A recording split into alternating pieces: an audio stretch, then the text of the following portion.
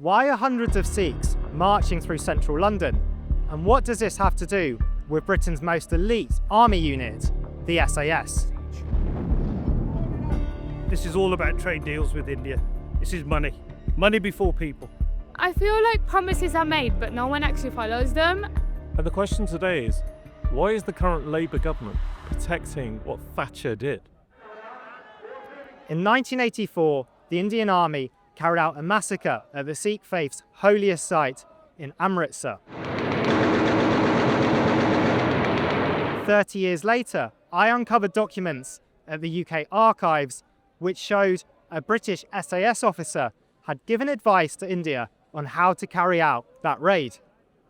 It triggered a scandal in the UK. Now, David Cameron has ordered an urgent investigation into British involvement in a bloody attack on a Sikh temple in 1984. We do need an inquiry so we can get to the bottom of this. But that inquiry downplayed the significance of my findings and angered many in the Sikh community who saw it as a whitewash.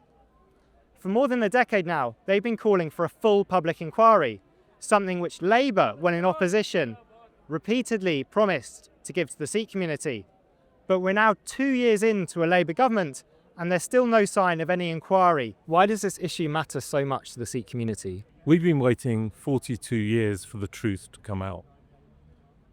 We can wait another 40 years for the truth, but we deserve the truth about what the UK government did, because that will open up the reality of what happened in India in those dark days. And I recall from the work you did, we discovered a note from the British High Commissioner in April 1983. This is more than a year before the actual attack. And he said, to words effect, there will be a bloodbath if the Indian Army go in. That was a note to Margaret Thatcher. So who in their right mind, when approached for advice and assistance from the SAS, would have said, I'm happy with a bloodbath in Golden Temple? She should have said, isn't there an alternative? The last government said they'd already investigated Britain's involvement in the 1984 massacre. Why do you think that review is insufficient? David Cameron panicked, and on the same day he knew those papers had been inadvertently released, he got Jeremy Hayward to do an internal review. He did it in less than 2 weeks. People then said, hold on a minute, is this a cover-up? Did the Prime Minister do damage limitation? And the question today is, why is the current Labour government protecting what Thatcher did? Before Labour got elected, they kept saying they'd do a public inquiry. Yeah. And it's 2 years into their government, it still hasn't happened. How do you feel about that? I feel like promises are made, but no one actually follows them. And it is sad as well, especially because we were promised that we would get help, but we haven't. And it has been 2 years and nothing has been done about it. Do you think the Sikh community is losing patience with Labour over this? Labour now have absolutely thrown the Sikh community effectively under the bus. You know, pre-election, they promise everything and then deliver nothing. And I think this is all about trade deals with India. This is money. Money before people. If I was going to appeal to the Labour Party now, think very carefully what's going to happen. 2 years into your government and already you've sacrificed communities who have sacrificed so much. And to do that is an absolute insult. The reason we see so much anger at this protest is that the Golden Temple massacre is one of the most painful episodes in modern Sikh history. Hundreds, if not thousands of people were killed by the Indian Army in their quest to evict a Sikh separatist leader from the holy site. The massacre occurred in Amritsar, the same city where the British Empire had massacred hundreds of people in 1919.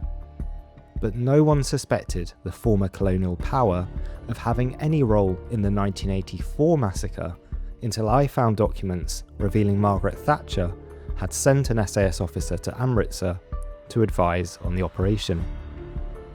How did you feel when you first found out Britain had sent a Special Forces soldier to Amritsar? Obviously, it was a shock to everyone. We were absolutely devastated. When we think of the very close relationship Britain and the Sikhs have shared, and suddenly to know that having ruled India, been in India, they would be aware that Amritsar, Harmandir Sahib would have so much significance to us as a nation, as a faith, and then suddenly to contemplate that that holiest shrine should be hurt, let alone bombed. I can still feel the sadness when I'm talking to you now, and I just feel it was very unnecessary and Britain should not have done it. Do you feel that the British investigation needs to go further and look at, events after the massacre and that repression of Sikhs in the decade that followed? Yes, 100%. When you move on to 1984 all the way to 1995, all the judicial killings that were happening, where what we call fake encounters were happening, where the police would capture random Sikhs who look like me, who dress like me, who are my age, and then they'll let them run out into a field, shoot them from behind, and then say these guys were terrorists and put fake guns in their hands. Although India continued repressing Sikhs in the decade after the Golden Temple massacre, the British government has refused to investigate whether the SAS carried on advising Indian troops during that dark period. This is concerning because another file I found at the National Archives revealed that further SAS assistance for India was being considered just weeks after the massacre. We do not know whether that assistance went ahead because the rest of the file is censored and being withheld from the public. Although the file was seen by David Cameron's inquiry team, they made no mention of it in their report. And then there were the papers that they weren't shown. These include a document about the Indian National Security Guard, an Indian Special Forces unit, which the SAS potentially helped to set up in the weeks after the massacre. That file wasn't shown to them at all. Now, how was it possible that key files were not shown to the inquiry? Well, although the investigation was led by Sir Jeremy Hayward, much of the work was done by the Deputy National Security Advisor, Hugh Powell, a senior civil servant whose father, Charles Powell, was Margaret Thatcher's advisor on foreign policy at the time when the massacre took place in 1984 and the SAS advice was given to India. This raises questions of a serious conflict of interest in how the inquiry was carried out and should, in theory, give grounds for a fresh public inquiry into the matter. The Labour government, particularly when they were touting for votes, part of the manifesto had promised that there would be an inquiry. As yet, I personally haven't heard or seen anything that's materialised. It looks like Keir Starmer's on his way out. There might be a new Prime Minister. Do you think that might be an opportunity? I don't think so. I think it'll still be the same people, but different faces. In fact, it could even be the same Whitehall dynasty that gets to call the shots. Keir Starmer's National Security Advisor is none other than Jonathan Powell. He's Charles Powell's brother and Hugh Powell's uncle. This web of relationships would seem to create another potential conflict of interest.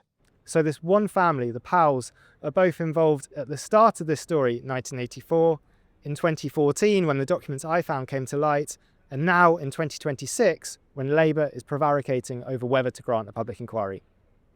Are you surprised that Keir Starmer hasn't launched an inquiry into this? If I had to be brutally honest, Keir Starmer's gone from one disaster to the other. U-turn after U-turn, promises made, promises broken. And I think the Indian government will get extremely nervous if Andy Burnham wins on the 18th and he becomes Prime Minister, because Andy Burnham's a person of principle. He's not worried about Sikh votes. He might only have 20 Sikh votes in Makerfield, but he is someone who says, if we made a commitment in 2 manifestos, the leader of the Labour Party and the deputy leader of the Labour Party made these commitments for the last general election, why are we protecting Thatcher? And the 1 million Sikh voters won't forget this. They will remember that you made these promises when you were in opposition. And in government, we've been waiting for nearly 2 years. If we don't get an independent judge-led public inquiry, I think the Sikh vote will be gone for generations from Labour. From speaking to people here today, it seems like there is a bit of hope that if Andy Burnham becomes Prime Minister, then the Sikh community might have a bit more chance of getting that long-awaited public inquiry. But whatever happens with the Labour leadership, Declassified will keep investigating Britain's role in the 1984 massacre. If you want to support independent investigative journalism like this, please go to declassifieduk.org/join and you can become a member of Declassified. Thanks for watching this video.